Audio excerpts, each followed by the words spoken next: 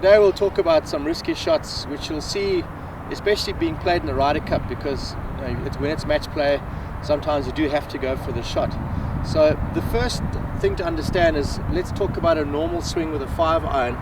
The ball slightly left of center, approaching impact here.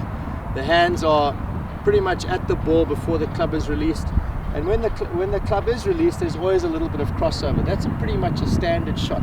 Now let's talk about a high cutting 5-iron into flag that's cut on the right hand side of the green. So ideally, to hit this high cutting shot and land it to a flag on the right, you'd move the ball forward in the stance, open up your stance so that you're aiming a little left of the target. The club face needs to be open at address, so you'd open the club face and then take your normal grip. The keys here are to understand that the club should be released a little bit earlier. Here's a normal release, a little bit earlier, because that allows you to get the maximum loft at impact.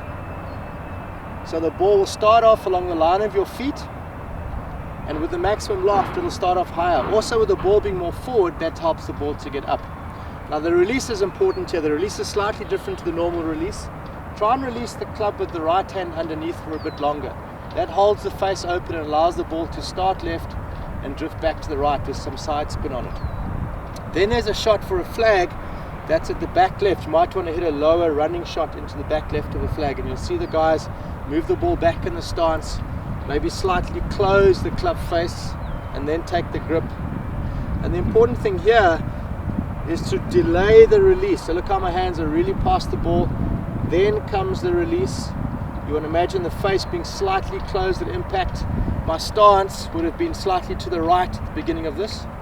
The release has much later, the hands are in front, club face closed at impact, and then through the ball you need to exaggerate this crossover here so that it puts the draw spin on the golf ball, and that'll get the ball coming out lower, landing and running into a back left flag.